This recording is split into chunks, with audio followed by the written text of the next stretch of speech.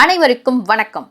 தன் மனைவியையும் மகனையும் தேடும் ஒரு விறுவிறுப்பான கதையே இந்த கதை. கதையின் பெயர் நடக்கும் அனைத்தும் தவறே. அன்று இரவு 11 மணி அளவில் மோகன் சென்னை ஏர்போர்ட்டுக்கு வந்து தன் மனைவியையும் மகனையும் அழைக்க காத்திருந்தான். 12 மணிக்கு லக்கேஜுடன் வர வேண்டியவர்கள் மணி 1:30 தொட்டும் வரவில்லை. சரி, வந்து விடுவார்கள் என்றும், ஏதாவது விமானம் தாமதமாகி இருக்கலாம் என்றும் எண்ணிக்கொண்டு தன் ஃபேஸ்புக் மற்றும் இன்ஸ்டா பக்கங்களில் மறுபடியும் மூழ்கி போனான். மணி 2 தொடவே சிறு விபரீதம் அவனை பற்றி கொண்டது. சரி, விமான நிலையத்தின் உள்ளே சென்று செக்யூரிட்டியிடம் அவர்கள் வந்த ஃப்ளைட் எண்ணை சொல்லி அவர்கள் வந்து விட்டார்களா என்பதை விசாரித்து அறிந்தான். அவர்களின் தகவல் படி ஃப்ளைட் சரியான நேரத்தில் வந்தடைந்ததை தெரிந்து கொண்டான். பயம் அவன் முதுகுத்தண்டில் சில்லிட்டது. போன் செய்து பார்க்கலாம் என்று செய்தால் போன் சுவிட்ச் ஆஃப். வியர்க்க துவங்கிவிட்டது அவனுக்கு, அந்த சென்ட்ரலைஸ்ட் ஏசி நிறைந்த இடத்திலும் கூட. மோகனின் மனைவி நிம்மி, மகன் கிஷோர் இருவரும் பாம்பேயில் உள்ள நிம்மியின் சகோதரியின் திருமணத்திற்கு சென்று திரும்பி இன்று வர இருந்தார்கள். மோகனுக்கு ஒரு முக்கிய கிளையண்ட் விசிட் தன் கம்பெனியில் இருந்ததால் அவனால் அந்த ஃபங்க்ஷனுக்கு போக முடியாமல் போகிறது. இப்போது மணி 2:30 நெருங்கிவிட எதற்கும் பாம்பேயில் இருக்கும் நிம்மியின் தங்கைக்கு போன் போடலாம், ஒருவேளை அவர்கள் இந்த ஃப்ளைட்டில் வராமல் இருந்திருக்கலாம் என்று எண்ணி தன் மொபைலை எடுத்து பாம்பே நம்பருக்கு டயல் செய்ய, மறுமுனையில் நடு ராத்திரியில் தூக்கம் கலைந்தும் கலையாத வண்ணம் ஒருத்தி போனில் ஹலோ மாமா என்கிறார். மோகன் நிம்மி எப்போது கிளம்பினாள் என்று சாதாரணமாக பேச ஆரம்பித்து அவர்கள் கிளம்பினார்களா இல்லையா என்பதை பதட்டப்படாமல் கேட்டு முடித்து போனை வைத்து விடுகிறான். நிம்மியின் தங்கை அவளிடம் போனில் அவர்கள் சரியாக மாலை 6 மணிக்கு வீட்டை விட்டு கிளம்பிவிட்டார்கள் என்றும் 8 மணிக்கு ஃப்ளைட்டில் புறப்பட்ட விஷயத்தை சொல்கிறார். மோகனுக்கு இப்போது முதுகுத்தண்டு மட்டுமல்ல, தன் தலை முதல் கால் வரை ஜில்லிட்டு போகிறது. இனியும் தாமதிப்பதில் ஒரு பயனும் இல்லை என்பதை உணர்ந்த அவன் மே ஐ ஹெல்ப் யூ சென்டருக்கு ஓடிப்போய் ஃப்ளைட் நம்பரை கூறி பேசஞ்சர் லிஸ்ட் டெஸ்ட் பண்ணி கொடுக்குமாறு கேட்கிறான். அங்கு உள்ளவர்கள் அவனுடைய பதஷ்டத்தை உணர்ந்து உடனடியாக அவனுக்கு உதவ முன் வருகிறார்கள். அதில் அவர்களுடைய பெயர் இருப்பதை உறுதி செய்கிறார்கள். அடுத்த 2 மணி நேரமும் ஓட்டமும் நடையுமாக அந்த விமான நிலையத்தையே ஒரு புரட்டி போட்டு தேடுகிறான். ஆனால் அவன் கண்களில் அவர்கள் தென்படவே இல்லை. மோகன் நிம்மி குடும்பத்தை எதிர்த்து காதல் திருமணம் செய்தவர்கள். அவர்களுக்கு 10 வருடம் கழித்தே கிஷோர் பிறந்திருக்கிறான். கிஷோர் பிறப்பதற்கு முன்பு நிம்மிக்கு வேறு ஒரு பதவி இருந்தது. அதுதான் டிஎஸ்பி நிர்மலா பத்மநாபன் என்பது. மிகவும் நேர்மையான அதிகாரி. அதுவே மோகனுக்கும் இவளுக்கும் இருந்த காதலை அதிகப்படுத்தியது, திருமணம் வரை கொண்டு சென்றது. கிஷோர் பிறக்க பல ட்ரீட்மெண்ட் எடுக்க வேண்டி இருந்தது. இருந்தும் அவள் அந்த பணிச்சுமையோடு சேர்த்து கடினமான ட்ரீட்மெண்ட்டுகளையும் எடுத்த பிறகே கிஷோர் பிறந்தான். ஆனால் கிஷோர் பிறக்கும் போதே காது மட்டும் வாய் பேச முடியாமல் போனதை அறிந்த நிம்மியும் மோகனும் எது என்னவானாலும் இவன் நம் மகன், நமக்கு கடவுள் கொடுத்த வரம் என்று தன் வேலையை துச்சமாக எண்ணி முழு நேர அம்மாவாகவே மாறிப்போனாள் நிம்மி. இதையெல்லாம் ஒரு ஓரத்தில் அசை போட்டு கொண்டே மோகன் அந்த விமான நிலையத்தில் அவர்களை தேடுகிறான். அப்போது நிம்மியின் நெருங்கிய தோழனான இன்ஸ்பெக்டர் பிரதீப்பை அழைக்கிறான். மோகன் பிரதீப்பிடம் தன் மனைவியையும் மகனையும் கண்டுபிடித்து தர கேட்கிறான்.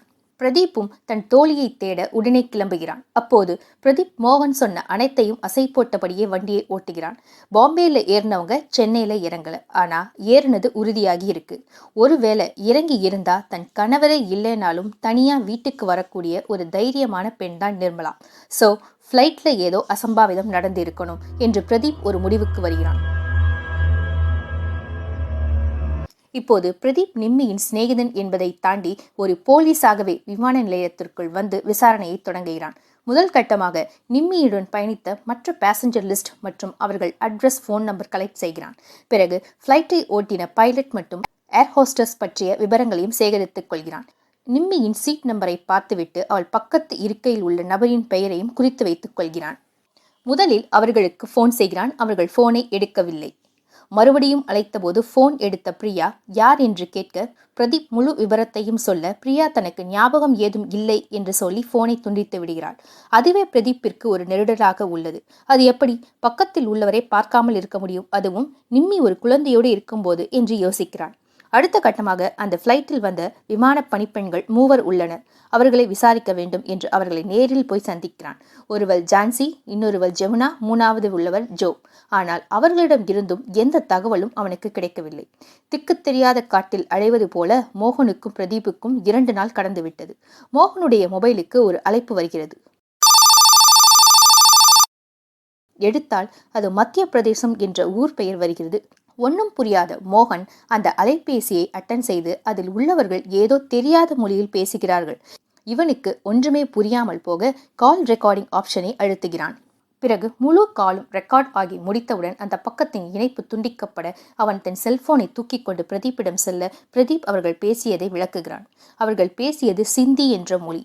நமக்கு தெரிந்தது ஹிந்தி. ஆனால் இந்த சிந்தி என்ற மொழியும் மத்திய பிரதேசத்தில் வழக்கில் உள்ள ஒரு வகை என்றும், மேலும் அவர்கள் ஒரு குறிப்பிட்ட அட்ரஸை கூறி அங்கு கிஷோர் என்ற பையன் உள்ளதாகவும் அவன்தான் இந்த நம்பருக்கு அழைக்கச் சொன்னதாகவும் அந்த குரல் பதிவு சொல்கிறது என்று பிரதீப் சொல்ல மோகன் பெரும் மகிழ்ச்சி அடைகிறான். மேலும் நிம்மியை பற்றி ஏதும் விவரம் சொல்லியிருக்கிறார்களா என்று கேட்க ஒன்றும் சொல்லவில்லை என்கிறான்.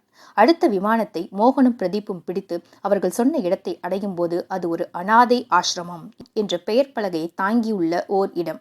நடையும் ஓட்டமுமாக அங்கு உள்ள ரிசப்ஷனிஸ்டிடம் விசாரித்த போது அவர்கள் யாருக்கும் ஹிந்தி கூட தெரியவில்லை. அந்த அளவுக்கு அந்த ஆசிரமம் அமைந்துள்ள இடம் ஒரு குக் கிராமமாகவே இருக்கிறது. பிரதீப்பிற்கு சிந்தி மொழி தெரிந்திருந்ததால் அவன் அவர்களோடு பேசி கிஷோரை அழைத்து வரச் சொல்கிறான்.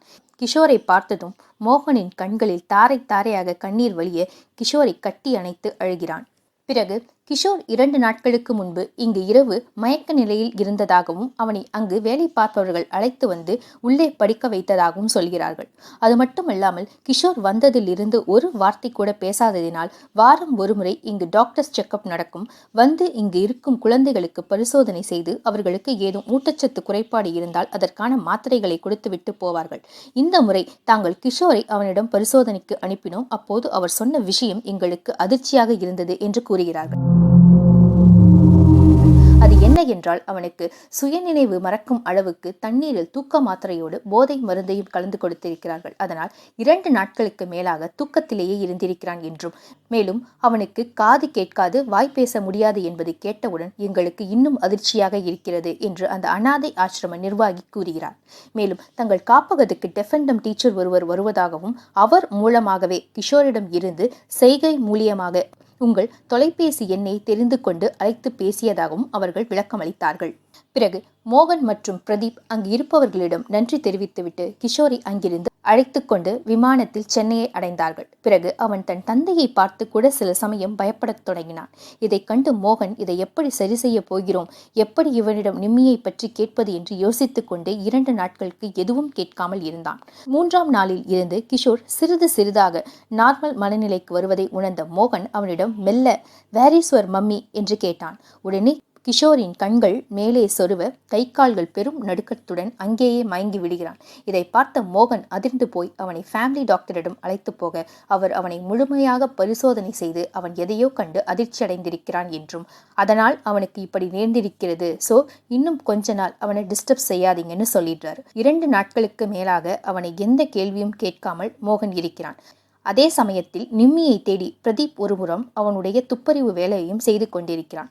ஒரு நாள் இரவு தொலைக்காட்சியில் ஒரு நிகழ்ச்சி ஓடிக்கொண்டிருக்கும் போது கிஷோர் அலறி அடித்து ஓடி வந்து மோகனை கட்டிப்பிடித்து அழத் தொடங்குகிறான். ஒன்றும் புரியாத மோகன் டிவியை பார்த்தால் அதில் குப்பைகளை கொட்டி கொண்டிருக்கும் ஒரு பாலித்தீன் பைகள் பற்றின விளம்பரத்தை பார்க்கிறான். மோகனுக்கு ஒன்றுமே புரியவில்லை. பிறகு மெல்லமாக கிஷோரிடம் என்ன என்று கேட்கிறான். அப்போது அன்று நடந்த கொடூரத்தை கிஷோர் தன் கைகளை ஆட்டி கண்களில் பயம் தொற்றிக்கொண்ட வண்ணம் செய்கை மூலமாக சொல்லத் தொடங்கினான். அது என்னவென்றால், நிம்மியும் கிஷோரும் குறிப்பிட்ட நேரத்தில் ஃப்ளைட்டில் ஏறி தங்களின் இருக்கையில் அமர்ந்திருக்கிறார்கள். அப்போது கிஷோருக்கு தன்னுடைய காது கேளாத மிஷின் ஒர்க் செய்யாமல் போனதாகவும் தன் தாயிடம் சொல்ல அப்போதுதான் அவளுக்கு தெரிகிறது அவனுடைய அந்த கருவிக்கு சார்ஜ் போடவில்லை என்று. சரி, சார்ஜ் போட சொல்லலாம் என்று அங்கு இருந்த பணிப்பெண்களிடம் உதவி கேட்க போனாள். 30 நிமிடத்திற்கு மேல் ஆகியும் நிம்மி வரவில்லை. பிறகு கிஷோர் அழுது கொண்டே ரெஸ்ட் ரூம் இருக்கும் இடத்திற்கு போய் பார்க்கலாம் என்று சென்றபோது அவன் பார்த்த காட்சியும் அதை தன் தந்தையிடம் சொன்ன செய்தியும் நிஜமாகவே அதிர்ச்சிகரமான ஒன்று. அதை கேட்டு மோகன் உறைந்து போகிறான். உடனே பிரதீப்பை தொலைபேசியில் அழைத்து உடனே வரச் சொல்கிறான். பிரதீப் வந்தவுடன் கிஷோர் சொன்னதை அவனிடம் சொல்ல அடுத்த நாள் காலை செய்தித்தாளில் முதல் வரியில் வந்த வசனம், முன்னாள் காவல்துறை அதிகாரி நிர்மலா பத்மநாபன் பாம்பேவில் இருந்து சென்னைக்கு வந்த விமான பயணத்தில் கொன்று கார்பேஜ் பேக்கில் சேர்த்து அனுப்பியதற்கான குற்றத்திற்காக 2 விமான பணிப்பெண்களும் 1 விமான ஓட்டுநரும் கைது செய்யப்பட்டனர் என்று. இத்துடன் கதை முற்றும். ஆனால் அனைவரின் இதயத்தில் இருக்கும் ஒரு கேள்வி, என்னிடம் கேட்க நினைப்பது, எப்படி நிம்மி இறந்தாள், அதை சொல்லவே இல்லையே என்று, இல்லையா? அதை இப்போது கைது செய்யப்பட்ட விமான பணிப்பெண்ணின் வாக்குமூலத்தில் கிடைத்த உண்மை என்னவென்றால், சார்ஜ் போடுவதற்காக விமான பணிப்பெண்களிடம் உதவியை நாடி வந்திருக்கிறாள் நிம்மி. சார்ஜர் கேட்பதற்கு முன்பே 2 விமான பணிப்பெண்கள் ஜமுனாவும் ஜோவும் பேசிக்கொண்டிருப்பதை கேட்கிறார். அவர்கள் என்ன பேசிக்கொண்டிருக்கிறார்கள் என்றால், இந்த விஷயத்தை யாரிடமும் சொல்ல வேண்டாம் என்று ஒரு விமான பணிப்பெண் சொல்கிறாள். இன்னொருவள், இல்லை, இதை நான் சொல்லிவிடுவேன் என்று கூறுகிறாள். அப்போது திடீரென்று விமான ஓட்டுபவரில் ஒருவர் இவர்களுக்கு நடுவே என்ன இங்கு சத்தமாக இருக்கிறது என்று கேட்க, அவர்களில் ஜெமுனா விமான ஓட்டுநரின் மனைவி. அவள் சொல்கிறாள், நீங்களும் இவளும் பல நாள் பழகி வந்துள்ளீர்கள். இன்று இவள் என்னிடம் கையும் களவுமாக மாட்டிவிட்டாள். நான் அதை கேட்டால் அவள் எதுவும் இல்லை என்று மறுக்கிறாள். நீங்கள் சொல்லுங்கள், நீங்கள் என்னை ஏமாற்றுகிறீர்களா என்று. அதற்கு அந்த விமான ஓட்டுநர் திமிராக ஆம் என்று சொல்ல, கோபத்தில் அங்கிருந்த கத்தியை எடுத்து இருவரையும் கொல்லப் பாய்கிறாள். அதுவரை கிஷோரின் அம்மாவாக மட்டும் இருந்த நிம்மி தன் கண்முன் தவறு நடக்கப் போவதை அறிந்ததும் ஒரு சில மணி நேரத்தில் டிஎஸ்பி நிர்மலா பத்மநாபனாக மாறி அவர்களை தடுக்க அவர்களுக்கு நடுவில் பாய்ந்தபோது தவறுதலாக அந்த கத்தி அவளின் வயிற்றில் சொருக அந்த கணமே மயக்க நிலைக்கு சென்று சிறிது நேரத்தில் இறந்து போகிறாள். இதை எப்படியாவது மறைக்க நினைத்த மூவரும் அவளை கார்பேஜ் பேக்கில் வைத்து குப்பையோடு குப்பையாக சேர்த்து அனுப்பிவிடுகிறார்கள். ஏனென்றால் அவர்களுக்கு தெரியும், இந்த பைகள் நேரடியாக எரிபொருளுக்கு செல்லும் என்றும் அப்படி செய்தால் யாராலும் தங்களை கண்டுபிடிக்க முடியாது என்று அவர்கள் நினைக்கிறார்கள். அப்போது கார்பேஜ் பேக்கில் போடும்போதுதான் கிஷோர் அந்த காட்சியை பார்க்கிறான். அதை அவர்கள் பார்த்தவுடன் அவன் குடிக்கும் தண்ணீரில் தூக்க மாத்திரையும் போதை மாத்திரையும் கலந்து கிளீனிங் ட்ராலியில் வைத்து அவனை அழைத்து வந்து அந்த அநாத ஆசிரமத்தில் விட்டு சென்றிருக்கிறார்கள். இவ்வாறே நிம்மி இறந்திருக்கிறாள். ஸோ கதை பிடிச்சிருந்துச்சு அப்படின்னா உங்கள் ஃப்ரெண்ட்ஸ் அண்ட் ஃபேமிலிஸ் கூட ஷேர் பண்ணுங்கள். நம்ம சேனலை சப்ஸ்கிரைப் பண்ணி வச்சுக்கோங்க. இந்த சேனலில் புக் பற்றின ரிவ்யூஸ், சம்மரி அண்ட் ரெக்கமெண்டேஷன்ஸ், அப்புறம் இந்த மாதிரி சிறுகதைகள் வாசிக்கிறது எல்லாமே நான் செஞ்சிகிட்ருக்கேன். உங்களுக்கு இந்த மாதிரி கதைகள்லாம் கேட்க பிடிக்கும் அப்படின்னா சேனலை சப்ஸ்கிரைப் பண்ணி வச்சுக்கோங்க. தேங்க்யூ.